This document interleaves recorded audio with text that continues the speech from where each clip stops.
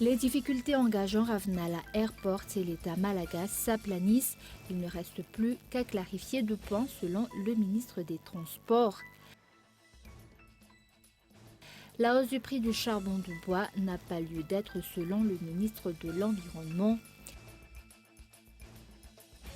Les opposants au pass sanitaire manifestent samedi à travers la France pour le 4e week-end consécutif.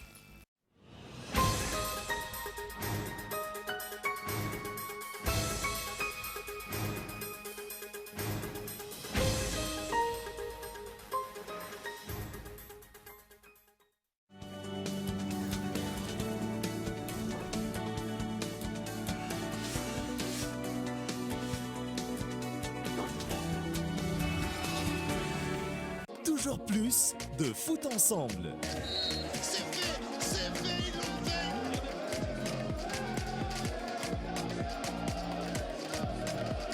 Voilà, on a l'épilogue de notre saison.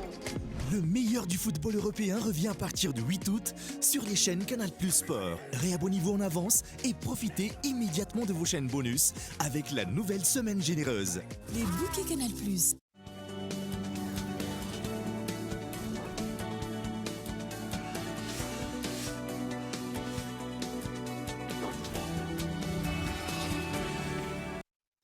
Bonsoir à tous et bienvenue dans cette nouvelle édition du journal en version française sur Cool TV.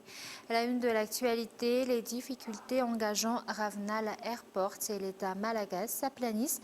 Il ne reste plus qu'à clarifier 2 points selon le ministre des Transports. Le nouveau terminal d'Ivat sera alors opérationnel après les négociations. Reportage de Mian Takhanjenef. Une subvention trop excessive, des aspects des redevances également jugés abusifs sont quelques-uns des sujets où Ravnala Airport et l'État doivent trouver un terrain d'entente car ils constituent les failles majeures des conventions conclues.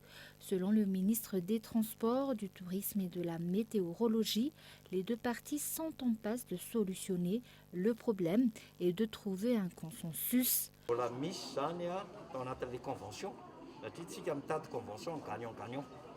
Nous voulons une convention gagnant-gagnant. Nous sommes actuellement en pleine discussion avec Ravnala Airports pour éclaircir plus de 40 points. À l'heure où je vous parle, il ne reste plus qu'à réviser 2 points. Nos problèmes seront réglés d'ici quelques jours. De nombreux efforts ont été faits par les 2 parties.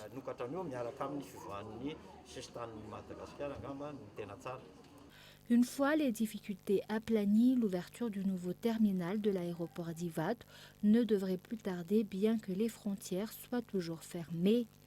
La convention conclue par l'État avec Ravnala Airport comme gestionnaire de l'aéroport d'Ivat date de la précédente administration et le coût des travaux de construction du nouveau terminal international estimé à 240 millions de dollars avait soulevé de nombreux débats alors qu'une offre moins coûteuse avait été proposée.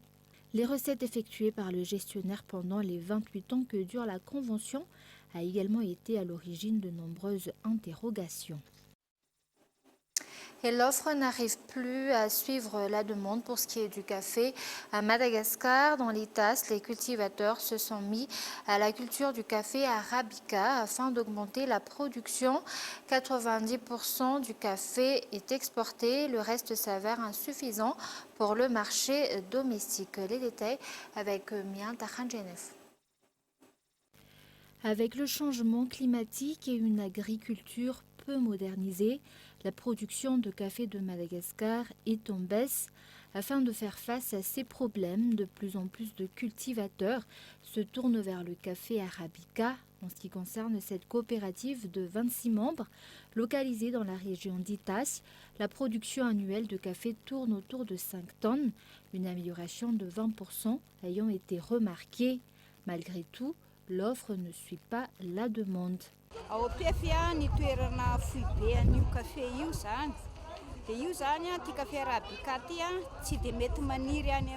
est un peu la capitale de ce café. Ce café arabica n'est pas conseillé dans les régions pluvieuses, mais plutôt dans les régions peu humides et chaudes.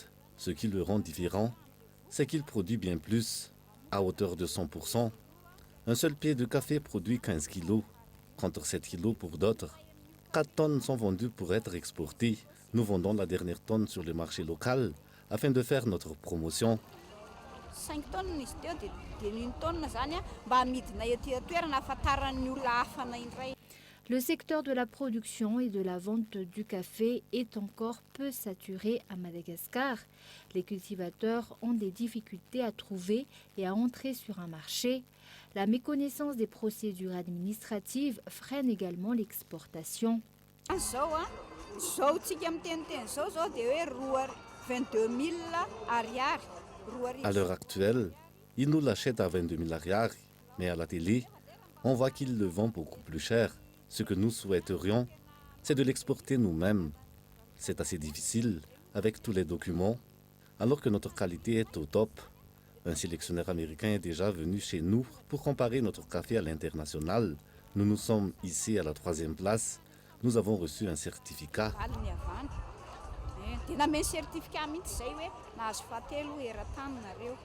Madagascar est un des plus grands producteurs de café d'Afrique. Selon le classement des Nations Unies, en 2018, Madagascar arrivait en 4e position derrière l'Éthiopie et ses 229 470 221 tonnes, l'Ouganda avec 211 200 tonnes et la Côte d'Ivoire avec 88 867 tonnes en 2018. Madagascar comptabilisait en effet 57 451 tonnes. Et l'extraction de terres rares représente des opportunités pour Madagascar. Néanmoins, de telles extractions ont des effets néfastes sur l'environnement, ce qui amène les extracteurs dans le domaine informel selon Transparency International. Reportage. L'exploitation de terres rares peut avoir des impacts nocifs pour l'environnement. Fort de ce constat, Transparency International a organisé une séance d'information. Il y a de la corruption au niveau de la prise de décision ou quand l'exploitation est à ses débuts, surtout quand l'exploitation n'est pas autorisée ou lors de l'acquisition du marché. Les exploitations informelles de terres rares peuvent être à l'origine de corruption. Il y a de graves conséquences sur l'environnement qu'il faut évaluer avant d'envisager l'extraction de terres rares à Madagascar. Dévoilé par Transparency International aujourd'hui, un reportage informera les citoyens sur la question des terres rares. Et la hausse du prix du charbon n'a pas lieu d'être selon le ministre de l'Environnement. L'envolée des prix rencontrée actuellement dans la capitale serait l'œuvre des spéculateurs. Reportage de Tsuran Jamanan. En un an, le prix d'un sac de charbon de bois a connu une hausse de 2 000 à 7 000 ariages dans la région en Alamangue. Les vendeurs disent ignorer exactement la raison de ces changements de prix et affirment rencontrer une hausse du charbon depuis leurs fournisseurs. De son côté, le ministre de l'Environnement estime que cette augmentation est injustifiée, même si sa production implique de détruire des forêts.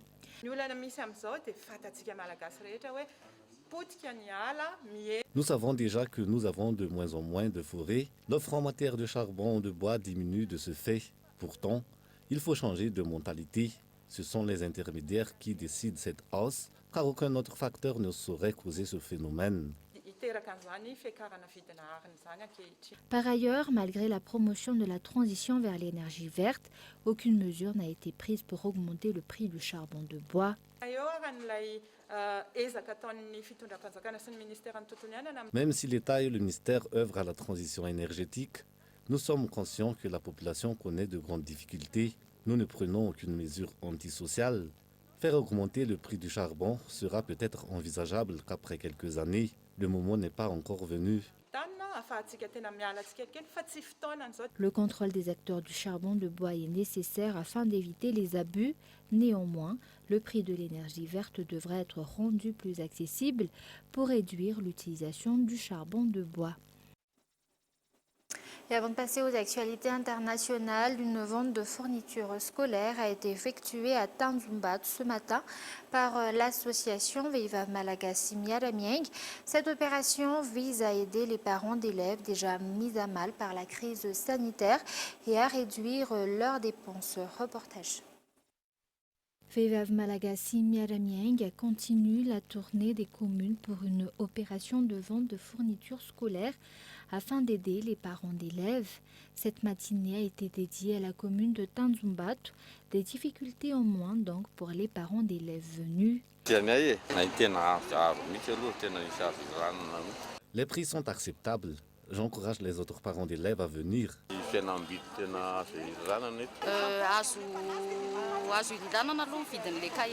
Les prix sont abordables par rapport au prix du marché.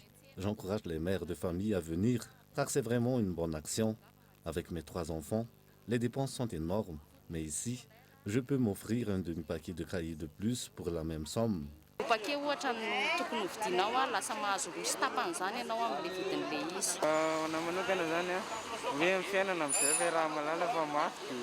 Les temps sont durs.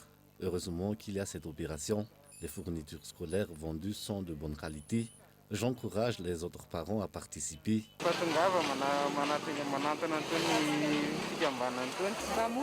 C'est moins cher, donc je suis venu. Ils sont nombreux à être venus. L'association Viva Malagasy Miaramieng affirme continuer son opération dans d'autres communes.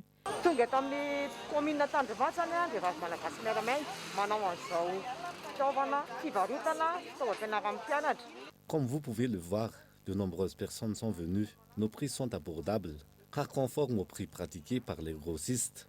Demain, nous serons à Mbuizanak, lundi à Lasneni Mirmandous du district d'Ambujatim, mardi à Sualandi.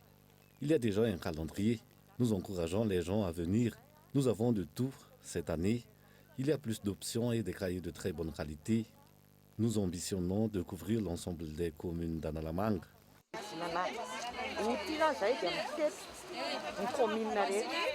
L'association Viva Malagasy Miaramieng et sa vente de fournitures s'établiront dans une autre commune afin de soutenir d'autres parents. Et nous passons maintenant aux actualités internationales. Les opposants au pass sanitaire manifestent samedi à travers la France pour le 4e week-end consécutif au lendemain d'un nouvel appel lancé par le président Emmanuel Macron. Faites-vous vacciner. Et alors que plus de 44 millions de Français ont reçu au moins une dose. Reportage de France 24. Le slogan devrait être scandé dans 150 villes françaises aujourd'hui, au sein de rassemblements. Certains manifestent pour la première fois. Je veux faire aide-soignante et je suis obligée d'avoir le pass sanitaire et j'ai aucune envie ni de me faire vacciner ni d'avoir le pass sanitaire parce que pour moi c'est une privation de liberté. Leur point commun, une opposition sans équivoque au pass sanitaire au nom de la liberté individuelle. On peut prendre le métro, on peut manger à la cantine de l'entreprise, mais on ne peut pas manger sur la terrasse du bar du coin. C'est un peu bizarre quand même, quoi. Ça n'a rien de sanitaire. Quand on impose aux gens un vaccin expérimental, c'est quand même aberrant. À Cambrai, ce sont des restaurateurs qui manifestent au lieu d'ouvrir leur établissement. Opération Ville Morte pour protester contre l'obligation dès lundi de contrôler les passes sanitaires de leur clientèle. On n'a pas envie de le faire, on n'a pas le temps de le faire, c'est pas notre boulot. Notre métier est de servir, honorer nos clients et tout ça en convivialité. Là, on va créer un petit peu d'animosité. Samedi dernier, plus de 200 000 personnes ont manifesté en France contre le pass sanitaire.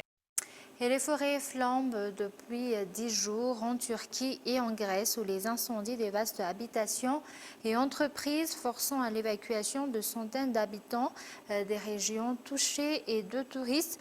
D'épaisses volutes de fumée s'échappaient toujours vendredi soir d'un important foyer situé au nord d'Athènes. Reportage de France 24. pompiers ont tenté de lutter contre près de 57 incendies, non seulement aux portes d'Athènes, mais aussi sur l'île de Bé, au nord, et à Olympie, dans le Péloponnèse. Alors, aux portes d'Athènes, la situation est particulièrement critique parce que les vents violents soufflaient dans tous les sens, une fois au nord, une fois à l'est, une fois à l'ouest, ce qui rendait le travail beaucoup plus difficile, notamment des moyens aériens qui n'arrivaient pas à décoller. Alors, depuis ce matin à l'aube, le vent est moins important et les moyens aériens se relaient aux portes d'Athènes. Il faut savoir que l'air est difficilement respirable ici. Et peut-être qu'on ne peut pas le percevoir à l'écran, mais il y a une pluie de fines cendres qui s'étale sur toute la capitale. Et les Grecs et les touristes peuvent facilement le voir. Ce n'est pas très agréable, mais c'est encore moins agréable pour les pompiers qui sont réellement mobilisés, d'autant qu'une force étrangère est venue en renfort, notamment des pompiers venus de Chypre, d'Israël et surtout de France, 83 pompiers, 108 tonnes de matériel et 2 avions bombardiers à eau. J'ai pu croiser le colonel Nicolas Faure hier dans les feux qui m'expliquait que la situation était particulièrement difficile parce que justement il y avait des départs de feu un peu partout qui s'étalaient comme ça et puis qui se rapprochaient justement dangereusement d'Athènes. Sur les autres fronts, au nord de l'île de Bé, la plupart des villages ont été évacués encore toute la nuit. Des villageois qui étaient évacués par bateau et qui voyaient au loin tout leur village, toutes leurs maisons partir en cendres. De même à Olympie, dans le Péloponnèse, tout près du site des Jeux Olympiques de l'Antiquité, où le feu a repris de plus belle alors qu'il avait été maîtrisé hier. Il a repris dans la soirée, d'où la mobilisation très forte aussi sur ce front-là des pompiers. Il y a un fort espoir pour que ce matin, la situation s'améliore. Mais encore une fois, tout est assez difficile à juger, sachant que les pompiers sont à la merci de ces vents violents qui attisent les flammes. Effectivement, c'est tout le bassin méditerranéen. D'ailleurs, un rapport de l'ONU, il n'y a pas très longtemps, expliquait que le pourtour méditerranéen était un point chaud du changement climatique. Et c'est ça qu'il faut retenir, parce que ce n'est pas que la Grèce qui brûle. On l'a vu, il y a l'Albanie, la Bulgarie, même si les feux ont été maîtrisés et qu'il y a à chaque fois un ou deux morts. La Turquie continue de brûler, des dizaines d'hospitalisations. La Turquie a connu près de 208 incendies depuis la fin du mois de juillet. Et depuis hier, il y avait près de 10 incendies qui étaient toujours actifs avec donc je vous le disais, des dizaines de personnes qui ont été hospitalisées. La situation est très tendue. Alors c'est tendu non seulement par rapport au climat, mais c'est aussi un problème effectivement qui est beaucoup plus profond, puisqu'il y a ce problème de sécheresse, de chaleur, d'incendie qui va être aussi un problème à terme pour l'économie, puisque des villages touristiques aussi ont été évacués. Et effectivement, l'économie, non seulement en Grèce, mais aussi et forcément en Turquie, ça devient un problème de plus en plus difficile à gérer, qui risque de se transformer et qui s'est déjà transformé de l'autre côté de la mer Égée en problème politique pour le gouvernement, notamment du président Erdogan. Et avant de se quitter, un rappel des grands points de ce journal. Les difficultés engageant Ravnal Airport et l'État malagasy s'aplanissent. Il ne reste plus qu'à clarifier 2 points selon le ministre des Transports. Et la hausse du prix du charbon de bois n'a pas lieu d'être selon le ministre de l'Environnement. L'envolée des prix rencontrés actuellement dans la capitale serait l'œuvre des spéculateurs. Et les opposants au pass sanitaire manifestent samedi à travers la France pour le 4e week-end consécutif, au lendemain d'un nouvel appel lancé par le président Emmanuel Macron. Et voilà, c'est la fin de cette édition. Merci de l'avoir suivi. Passez une excellente fin de semaine en compagnie de Cool TV. Au revoir.